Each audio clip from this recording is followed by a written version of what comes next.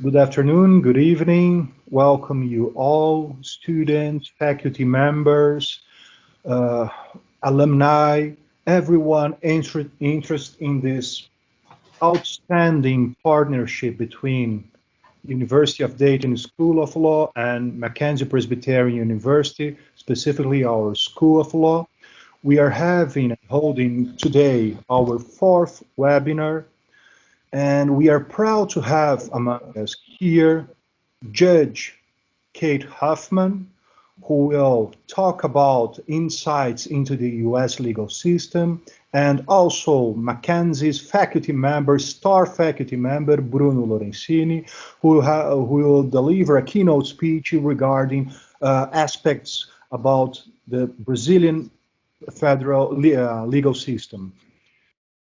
Kate Huffman, who is a state judge, is also a faculty member at the Dayton School of Law, and we are also proud to say that Dayton School of Law was her alma mater. So Kate Huffman knows her way around the university, the School of Law, either as a student and today as a faculty member delivering many core subjects, alongside them subjects that will be taught on our online program at Dayton. Judge, please, you can take control of the keynote speech. Okay. Thank you, everyone. And first of all, I'm going to say I hope I do this right because I'm not terribly familiar with Microsoft Teams. Typically, I've been involved with Zoom, and I understand that you all have had plenty of Zoom meetings, so you're familiar with that as I am. But Teams is new to me, so hopefully I can get this right.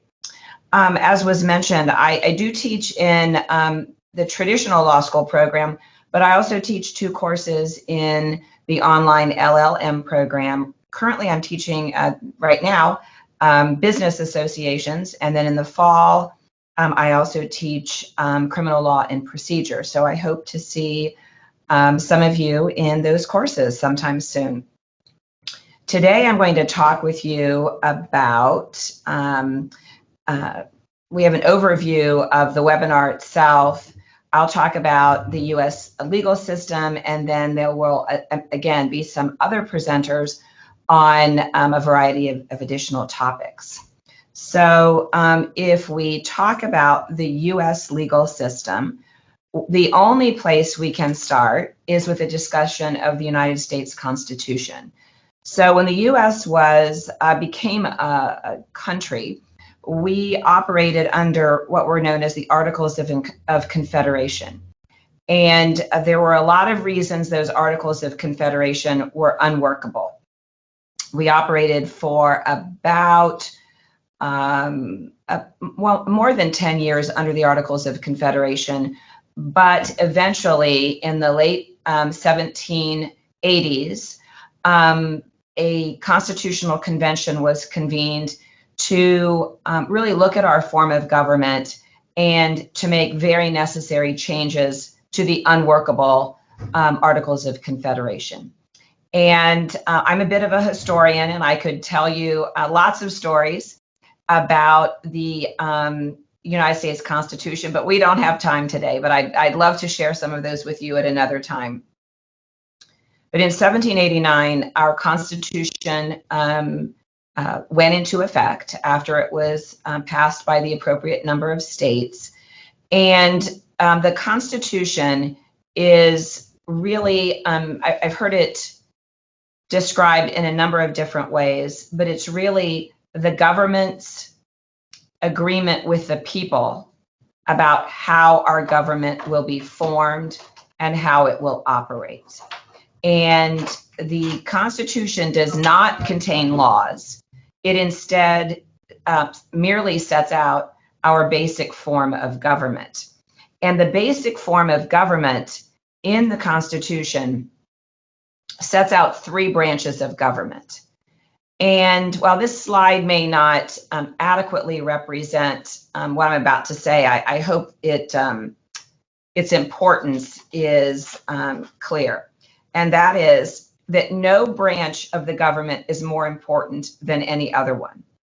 Some branches, particularly the executive branch, that's the president of the United States, and the administrators, it may be much more visual, may get more attention, may appear to have more power.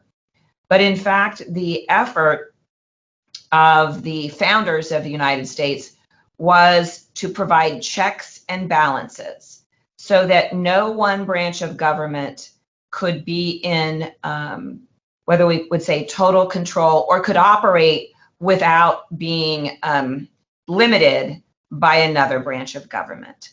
And so if we start with the legislative branch, which is our Congress and our Senate, there are congressmen from every state. The number of congressmen from each state depends on population. So when we have a census, which we had in every 10 years, the number of congressmen from each state can shift. I live in the state of Ohio. We lost a congressman this year as a result of the census, meaning our population in Ohio compared to other states is lower. So we now will have 23 congressmen as opposed to 24 that we've had in the past. In the Senate, there are 2 senators from each state. This was a very intentional act by the founders of the United States to have 2 senators from every state, no matter what the population. California is the most populous state in the United States. I venture to guess that the state of Rhode Island has the fewest people. It's also the smallest state. You can drive through Rhode Island in less than an hour. But nonetheless, no matter California size or Rhode Island size, the same representation, 2 senators. So because there are 50 states, there are a total of 100 senators. The House and the Senate, they have other functions, which include confirming federal judges, having certain actions on treaties and things like that. But their primary function for our purposes is that they pass laws. They decide what laws should be in the United States. And then once the legislature passes a law, the president has the opportunity to veto that, meaning to say, no, I disagree. But if the president vetoes a law, it then actually can go back to the legislature, and the legislature has the opportunity with sufficient votes, and it's really a supermajority vote, to override a veto and make something law. Now, let's move back to the executive branch. That's the president. The executive branch also has many different offices, which would include, for instance, the Treasury Department, the State Department, the Department of Defense, the Department of Education, the Department of Commerce, and many others that administer the laws. So take the laws from the legislature as agreed upon by the president and then put them into effect. But just as we see the president can check the legislature by saying, no, I don't agree with your laws, and the legislature can check the president by overriding his veto, the judicial branch stands really as the part of the government in the United States that gets to make sure that anything the president does or the legislature does complies with the Constitution. And again, I mentioned I'm a bit of a historian. So if we go back to the second president of the United States, which was John Adams, he got to be a little rogue at the end of his time in office and engaged in some behavior that was not deemed to be constitutional. Well, the U.S. Supreme Court then was able to review his actions and find that the actions did not comply with the Constitution, and so his actions did not take effect. That is just one example. I will guarantee you that every legislature, every president has had some of their action deemed to be not constitutional. That doesn't suggest that the president or the legislature are intentionally acting outside of the Constitution. Instead, it is for the judicial branch to decide whether the actions are constitutional. So let's then look at our other concept in the Constitution that is extremely important, and that is the concept of federalism. When the United States was founded, the founders were very concerned about the rights of the states. They did not want to be dominated by a central government, did not want to have the larger states dominate the smaller states. And so in crafting our Constitution, the founders set forth certain things that fall within the purview of the federal government, and everything else is reserved to the states. So unless the Constitution says the federal government gets to do this, then it falls to the states to have authority to take action. And so on this slide, you'll see that some of the things that the federal government or the national government has the right to do, which is things like maintain an army, declare war, establish a system of post offices, coin money, meaning establish a currency, determine foreign policy, and probably the most important one is to regulate interstate commerce. This is known as the Commerce Clause in the Constitution, and it really provides a vehicle through which the federal government really reaches its tentacles to many day-to-day things that we would think were reserved to the states. So if we shift over then to the other side and look at what are reserved to the states, things like family law, who can be married, at what age can you be married, any matter involving family matters, anything involving businesses, so the establishment of a business, the regulation of a business, establishing and regulating schools, any matter involving the public safety in that community. And as I mentioned, anything not specifically reserved to the federal government. But you'll notice that there are some shared opportunities or responsibilities. For instance, the states as well as the federal government can tax people. I will tell you in my paycheck every month, it are state taxes that come out and federal taxes that come out. In addition, states and the federal government can regulate banking, can and are required to establish courts, and then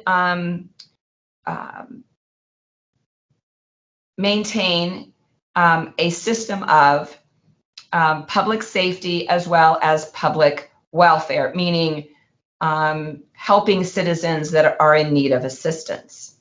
So if we look at that function of establishing courts, we're going to look first at the United States court system. Then we'll look at the state court system, because remember, this is an overlapping function.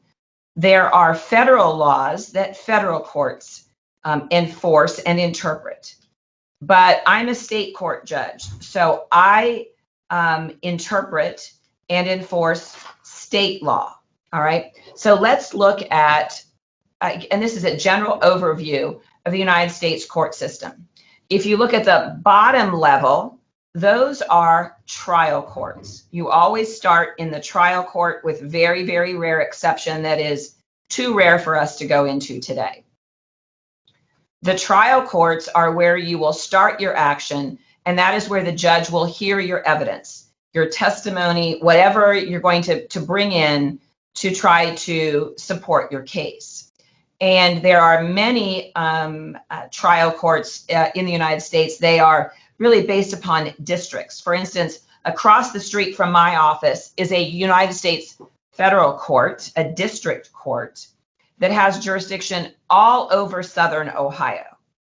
Where the court I am in, we have jurisdiction only over the immediate county. So those jurisdictions are different depending on the court that you're in.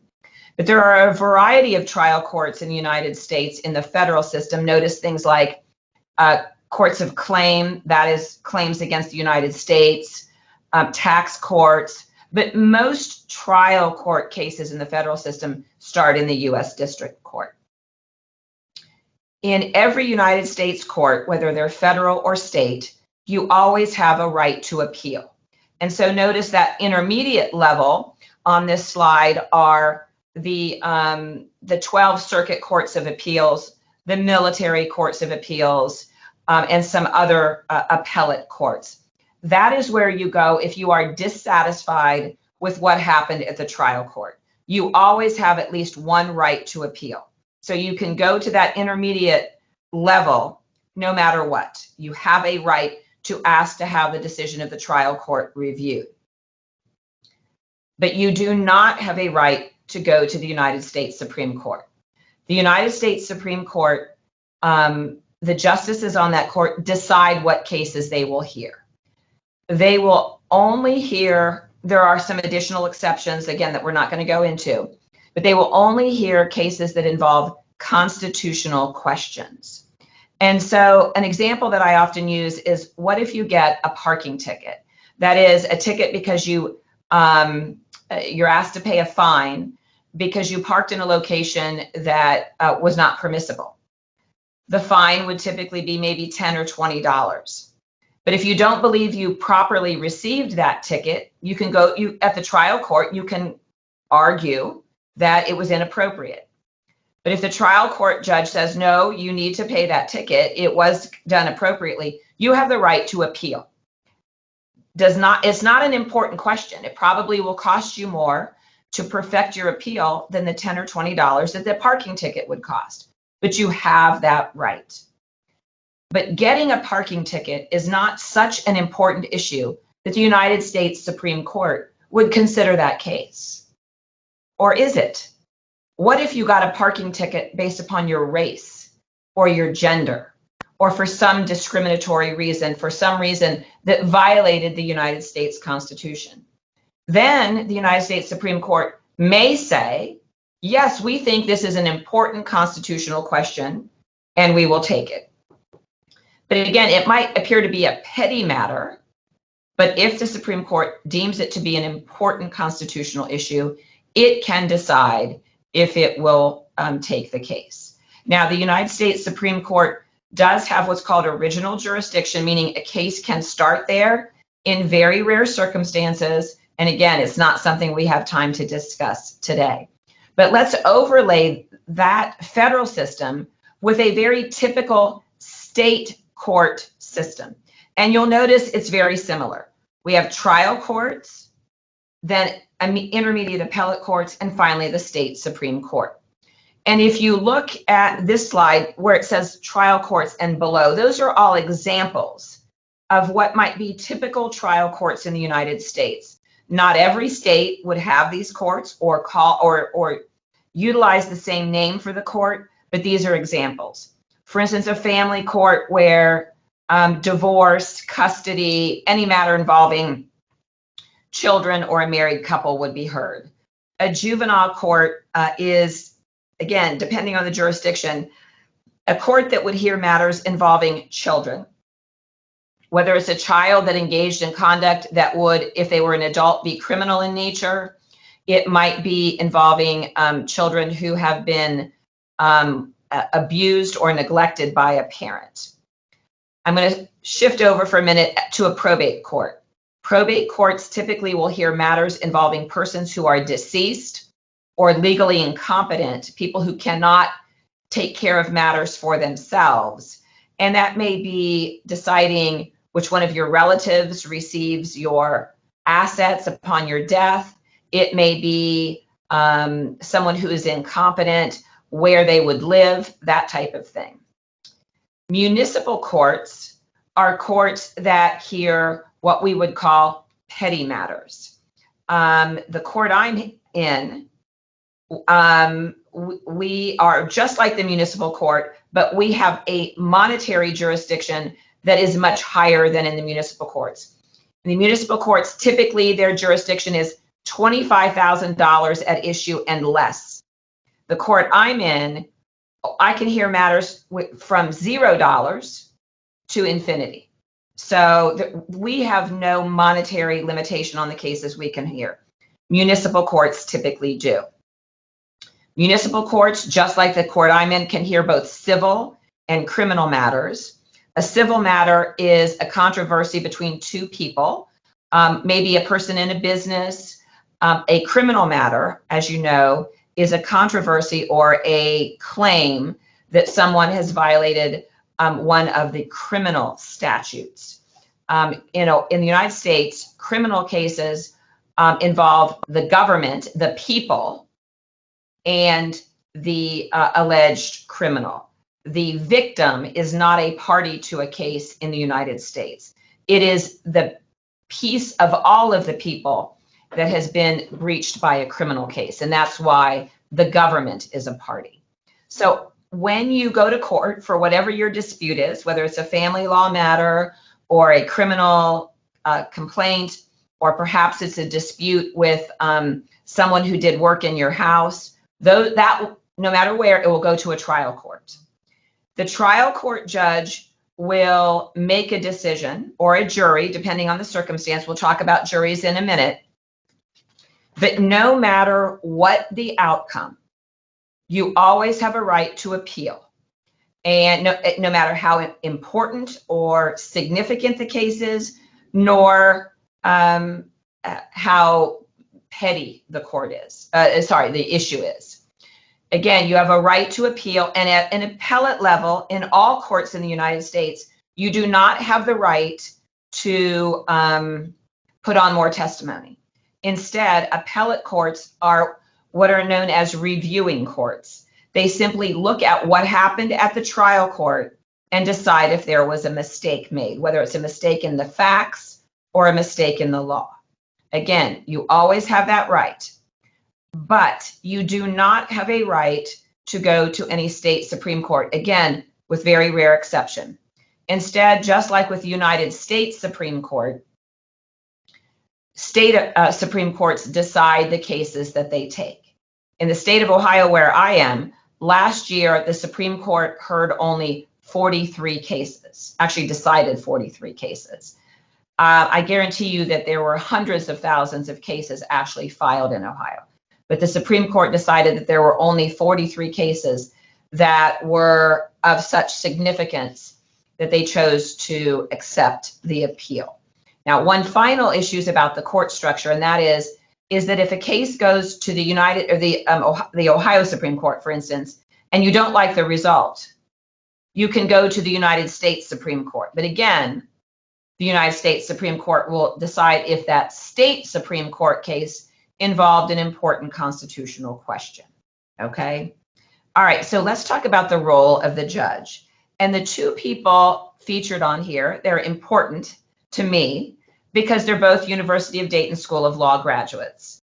And the top is Judge Jack Durkin, who is a judge in Mahoning County, Ohio, so that's Youngstown. But in the lower section is Judge Barbara Gorman, who I consider to be my mentor here. She just retired, but she was a judge on the court here in Montgomery County. And again, they're both University of Dayton School of Law graduates. So what is the role of the judge in United States courts? Well, we have to look really at two different issues to determine the role of the judge. The first is that the judge decides what the law is that applies to the case. So whether it is law set by the legislature or is it some court decision that may be applicable. And then the judge will interpret that law. What does it mean in this case? The judge also can be the trier of fact. That means decide what happened. I know it won't surprise any of you that really every day people who appear in front of me don't tell me the truth, or maybe only tell me part of the truth. And so it's for the judge to be the person who decides what really happened. All right. And that's true in every legal system. Someone decides what happened. You obviously don't have to accept what people say as true. So how are judges selected in the United States? There are different systems of selection depending on the jurisdiction. In the federal system, so the United States courts, all judges are appointed. They are appointed by the United States. They're actually appointed they are nominated and then approved by the Senate. And it is an arduous process. I thank goodness I've never had to go through it. It is often very political. Typically, the political party in power, holding the majority in the United States Senate, greatly influences the selection of federal district judges and federal appellate judges, as well as Supreme Court justices. If you are appointed to a federal judgeship by the Senate, you are appointed for life. There are very rare circumstances under which you can be removed. In some states, they also have an appointment process where whether it's the governor or the legislature, appoints judges. And there are times they're appointed for life. The state of Rhode Island judges are appointed for life. That's very rare in the state systems. More often, if you are appointed, you have to be what's called retained, meaning people will vote to decide if you get to stay, all right, or if you're going to be removed as a judge. In many other states, including the state where I live, judges are elected.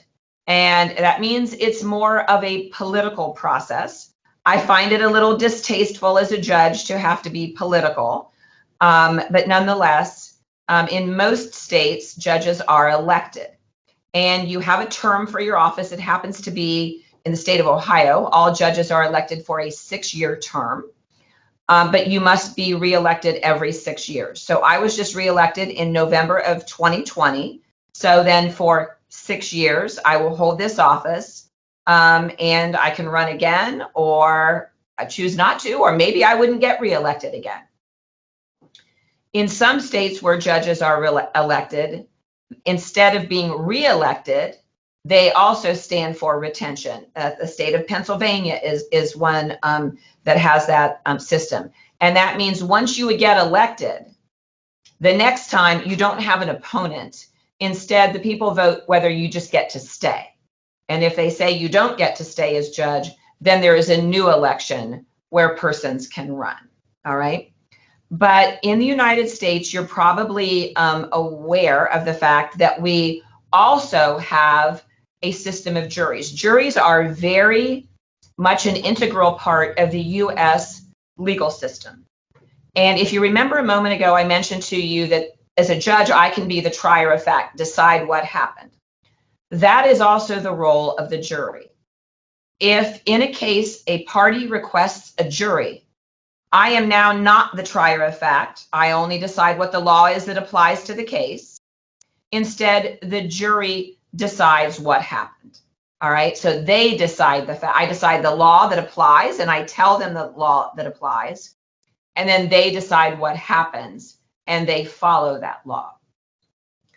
Juries are, as I mentioned, a very integral part of the U.S. legal system. Most times in criminal cases, a defendant will want to have a jury. Why? Because juries must be unanimous. The United States Supreme Court has said in any criminal case, the jury must unanimously agree on guilt. And so therefore you cannot be found guilty unless everybody, all 12 jurors, agree.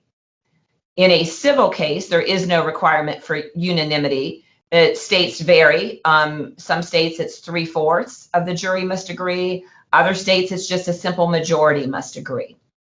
But the jury system in the United States legal system really is a check on having ordinary citizens decide based on their common sense what happened, what the facts are.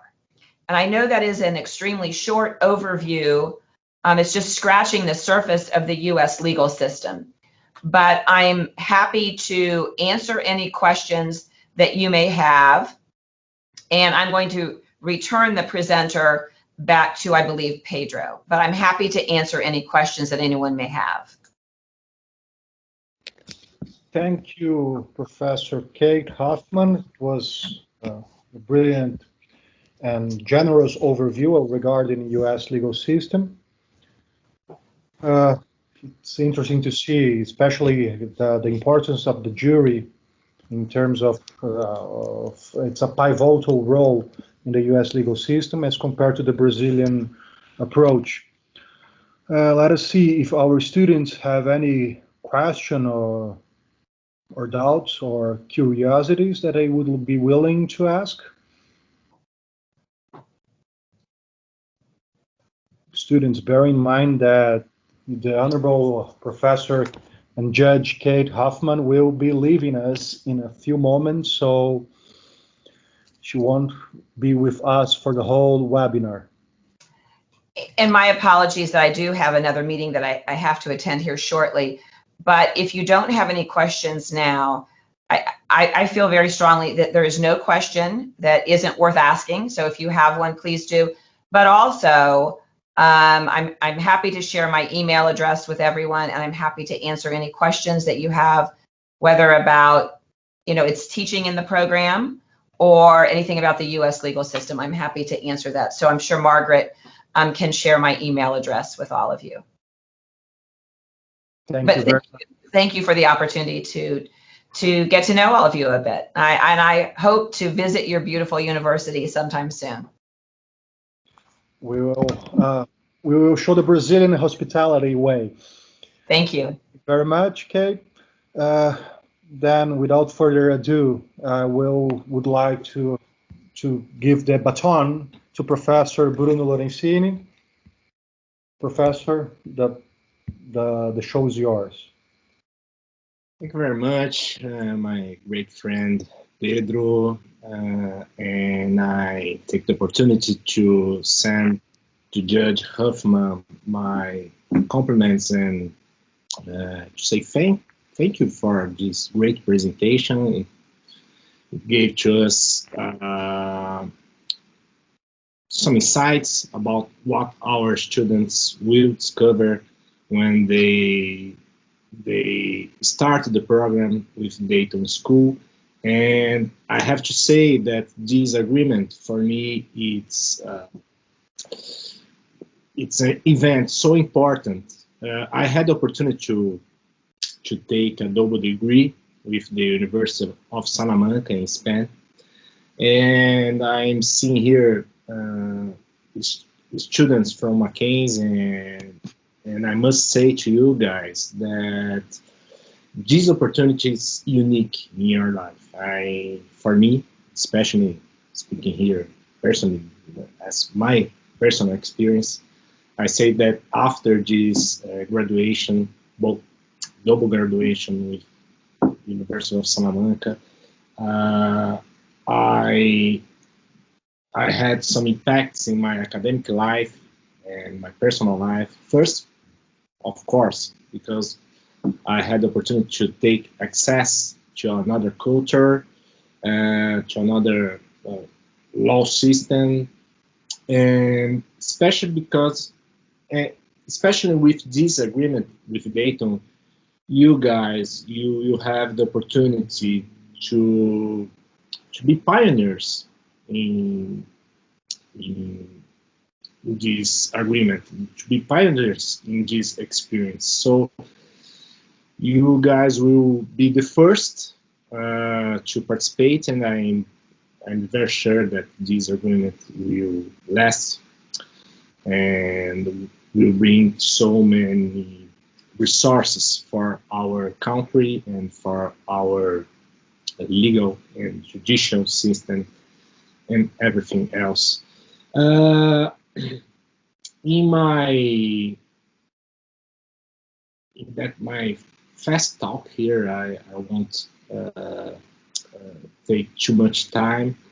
I would bring the conversation to follow up the conversation of Judge Hoffman, to bring some insights about our Brazilian system, Brazilian judicial system, bringing a dialogue between our system, Brazilian system, and American system. And why I bring this topic here, especially because I think that all of you are interested in of course, in knowing more about the American system and to be part of this program in the future or right now. So some points that are especially interesting for a Brazilian expertise, for a Brazilian expert when he when he compare American Brazilian system. Some points that I think that are especially interesting are the ones that relates with the federal system, the federalism. As Judge Hoffman said a few moments ago, Brazil and United States, they are both federal systems, and that implies some consequences that are really important when you try to understand how the judicial system is structured. I'm a federal judge. Judge Hoffman, as she said, she's a state judge. And the distribution of jurisdiction between the state and federal courts in the United States and in Brazil, they follow the same logic. As a federal judge, most of my cases relate with national interest or international case or international matter. What is an important highlight about this topic? The division of matters that states and the union or the federal government can legislate and can promote. The division is not so. It's really different when we compare Brazil and the United States. Most of the legislation, and you can notice that in our law course here in Brazil, here in Mackenzie, you can notice that most of the topics and most of the disciplines that you study here, they are related with federal laws. Our criminal law is federal, our family law is federal, our civil law is federal. So you can pass 5 years here in Mackenzie or law school, and probably most of the topics, most of the cases that you study refers to federal laws. That's interesting because when you compare with the American model, with the U.S. law, U.S. model, you notice, as Judge Huffman said, that states, they participate more in the legislation. They have and that's, of course, that there's an historical explanation for that. I won't bring this explanation, especially because I'm in front here of experts in the U.S. system. But in United States, the states legislation, they have important part of American system, important influence in all that you're gonna do as a lawyer or as a judge. In Brazil, our constitution gave to federal government, to the national, to the union, most of the competence to legislate about all the disciplines that we study in the law school. When you analyze, when you consider the Article 20, the Article 21 of our Constitution, that brings the 21, 22, sorry, article of our Constitution, you notice that that the Union, the Federal Union, obtain most of the competence, most of the power to legislate in Brazil. And this comparison between U.S. system and Brazilian system is something that all of you that gonna enter in this program must pay attention, because it's really different. When we compare the judicial system, as Judge Huffman said, if we consider the Supreme Court in the United States and Supremo Tribunal Federal in Brazil, we probably will conclude that we have similarities, important similarities, because our first constitution, our first Republican constitution, was inspired in U.S. Constitution.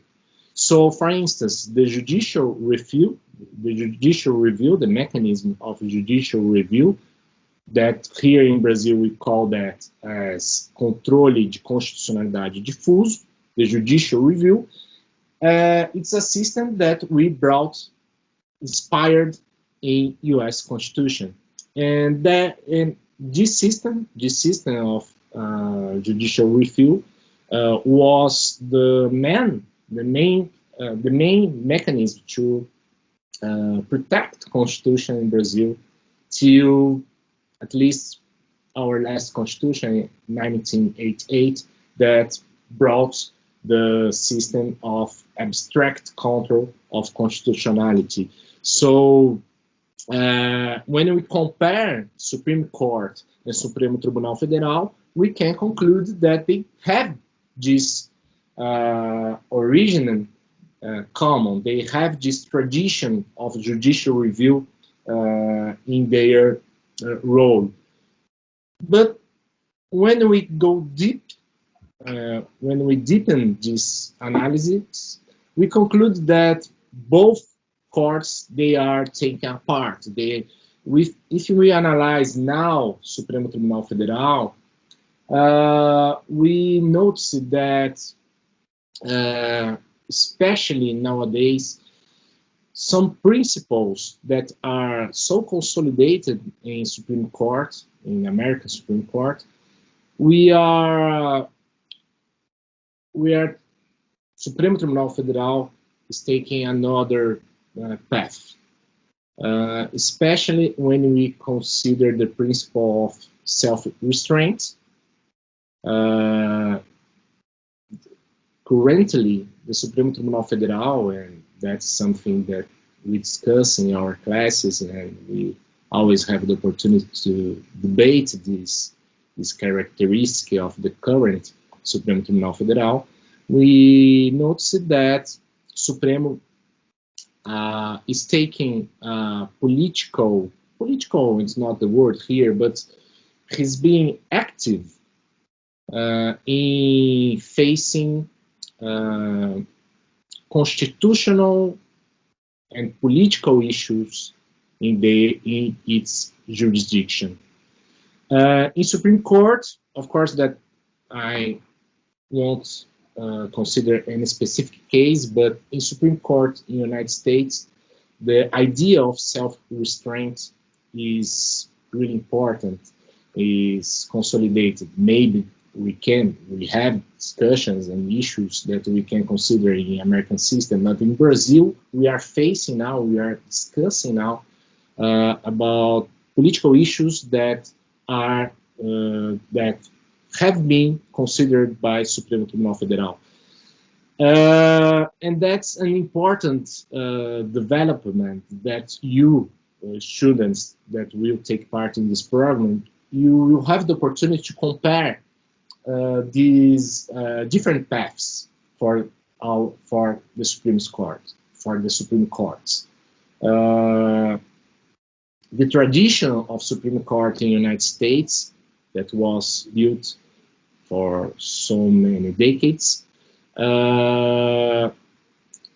Now is really different for the path followed by Supremo Tribunal Federal, that especially for our last constitutional revision that brought the controle concentrado de constitucionalidade, that's abstract control of the laws, and now we can understand Supremo Tribunal Federal as a constitutional court, but with this, at the same time, with this position of being a last instance in our judicial system, in our judiciary. So this position, this role of Supremo Tribunal Federal role in our system is something that we must dialogue, we must debate when comparing with the American system.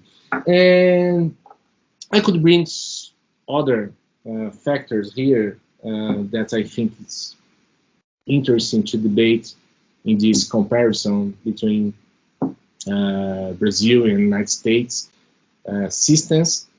But the last thing that I want to highlight here for our students is that this experience will give you a broad view about the law and about the systems. When you compare civil law and common law, when you compare the institutions of each country, of each system, this kind of skill is so important to form and to build a really comprehensive view about the law. And you will have the opportunity to be leaders in the future in your law system, in your law community, and bring solutions for our problems that we face today. This inspiration in another model, in a consolidated model as the U.S. system, for instance, when we debate about democracy and when we think about the consolidation and transition of our democracy in Brazil, of course that the American model, the U.S. model, is our most closer inspiration. So this comparison of models and these skills that you're gonna take with this program will be incredible for your future and for your success in the future. So, Pedro, I'm really glad for this invitation. I compliment here Walter and Judge Hoffman and everyone that's involved in this process, in this program. I'm really glad with my students that applied for the program, and of course that I'm here always available for any need, for any idea that you want to discuss. Please don't lose this opportunity to speak with me or other faculty member to bring more idea, to bring more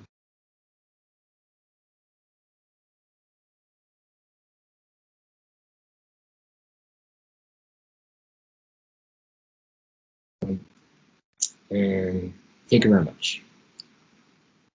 Thank you very much, Professor Lorenzini, for sharing your experience and highlighting the importance of this kind of project and sharing your own personal experience regarding dual degrees, either in Spain and also in your case in the United States, and for touching bases about Brazilian legal system and comparing it with the American legal system, and highlighting also the origins of our own judicial branch.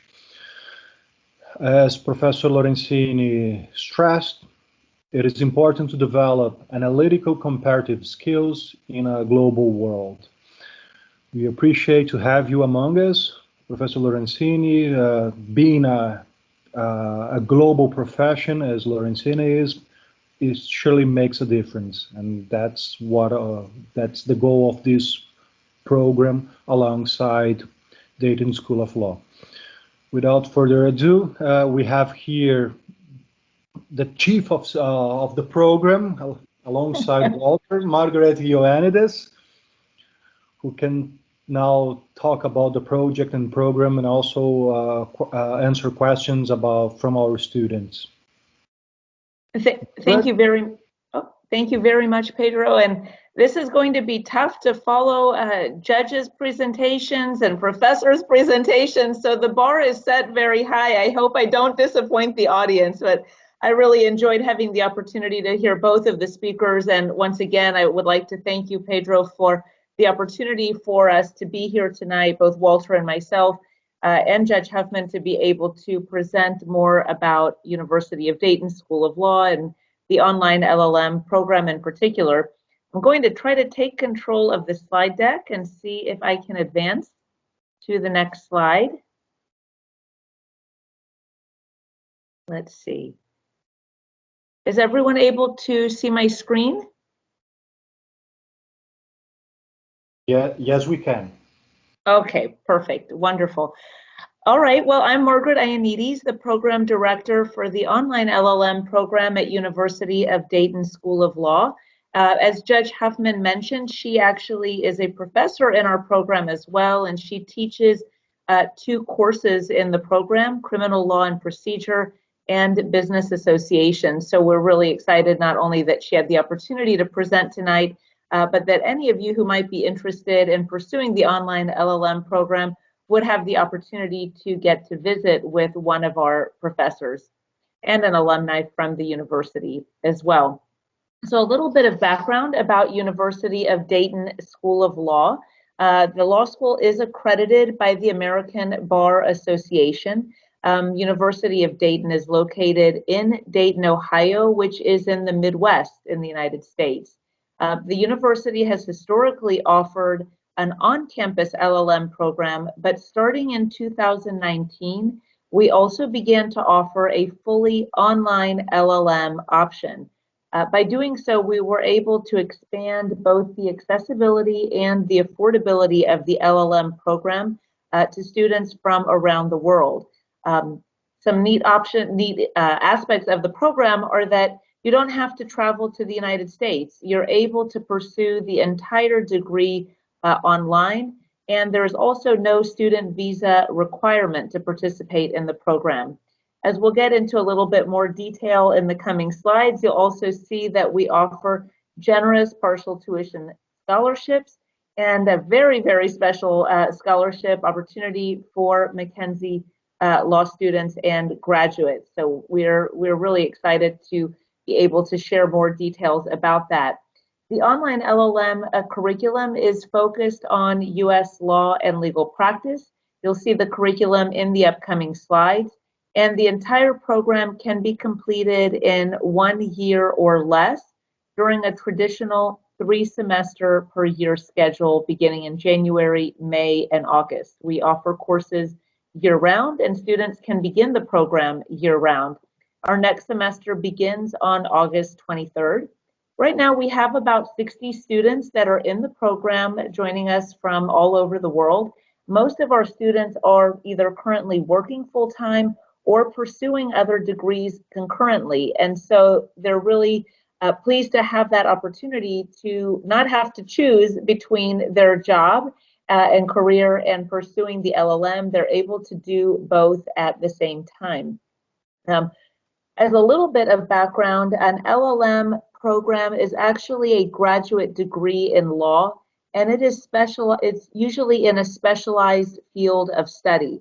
So our LLM is in American and transnational law, and our online curriculum is focused on U.S. law and legal practice. So here are the highlights with our partnership with Mackenzie. As you can see, if you are still pursuing your bachelorette degree, you are able to get an early admission and early start in our online LLM program. Specifically, you can begin as soon as you have completed 7 semesters of coursework. If you're pursuing your master's degree or if a postgraduate degree in political and economic law, or if you've already graduated with your degree, you are able to start the online LLM at any time.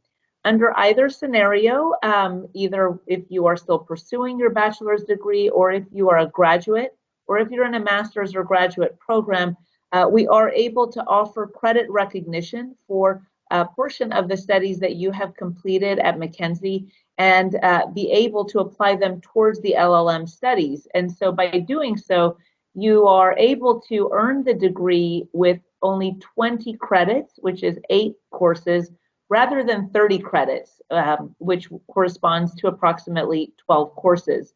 Practically speaking, this means you can earn that LLM degree in as little as 8 months.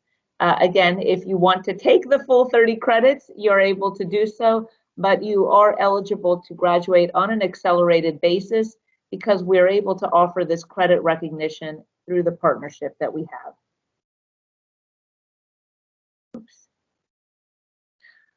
We are also able to offer a guaranteed scholarship for students and graduates from Mackenzie University. You'll find that this is a really affordable LLM program, and the scholarship that we are offering, which is applied on a per credit basis, combined with the credit recognition and credit reduction, reduces by approximately 70 to 75% the total cost for the online LLM degree. So we've included here what the estimated cost would be for students that complete the LLM program with that 10 credits of credit recognition. As you can see, the total cost does come under $10,000 US. This is just what our diploma would look like, and just to reinforce the concept that even though this is offered in an entirely online format, your diploma and your transcripts do not reflect this as an online program. As we also mentioned, our curriculum is concentrated in the area of U.S. law and legal practice. You can expect that professors in the program will include not only career academics, but also judges and practicing attorneys and in-house counsel attorneys. This gives an opportunity to share not only academic insights, but also real-world and skills in legal practice. 10 of the 12 courses in our curriculum are focused on the bar-tested U.S. law subjects. These are also the subjects that form the foundation of U.S. law and legal practice. The other 2 courses, Introduction to U.S. Law and Legal Analysis, are skills-oriented courses that allow students to develop the research, writing, and practical skills needed for law practice in the U.S.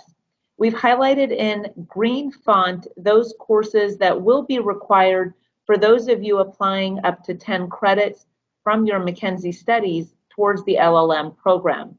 So if you apply those 10 credits, you would have to complete the remaining 20 credits from this list of courses, and those 5 courses that are in green, Introduction to U.S. Law, Legal Analysis, Professional Responsibility, Civil Procedure, and Constitutional Law, would all be required. And then you can select from the balance of courses. The reason that we have this type of curriculum, I'll go back one slide, is because for any of you who might be interested, this online LLM program can also help you establish a path to bar eligibility in the United States. And so in the US, there is not one federal bar. Each state determines bar admission and sets the eligibility requirements. Our curriculum does align with the requirements for California, for Washington State, and we are exploring additional jurisdictions, including Washington, D.C. So for any of you who have questions about bar eligibility, I'm happy to answer those. We can also provide you with additional resources to evaluate your individual bar eligibility. Our next semester begins August 23rd. The deadline for any of you who might be interested in applying is July 23rd, which is 1 month before the semester begins. If you have any questions, of course, you can ask them at tonight's webinar, but you can also reach out to my colleague, Walter Hawes, and myself. We've included our emails and phone numbers here as well. We also want to invite you to join us for our Law in the Americas speaker series. This is an exclusive webinar series that includes thought leaders from the Americas, and typically we have a guest speaker who is a professor with University of Dayton School of Law, partnered with a professor from a law school in the Americas, and specifically in Latin America, and they present on different subjects. So our next webinar is coming up on August 19th, and it's related to copyright and the COVID vaccine. So this has certainly been a hot topic. So with that, I guess I will turn things back over to Pedro and open the floor to any questions and answers. Also, since Professor Huffman did need to leave a little bit earlier, I have included her email in the chat and encourage, if you have questions related to her portion of the presentation, please feel free to email Judge Huffman as well. Thank you, Margaret. Let us then open for questions. So students are quite shy, is that so? Or they already have all the answers? Maybe a combination of the two, but I know that Walter and I have had the opportunity to speak with several Mackenzie students as well. And I can identify some of them that are already in touch with us, reaching out COI, asking questions regarding proficiency in English, or even how to send the historical, their performance historical, the GPA. Well, if there isn't any questions, or there aren't any questions, then Margaret and Bruno, thank you very much for taking all your time. Walter, it is always a pleasure. And Diane, thank you for all your support.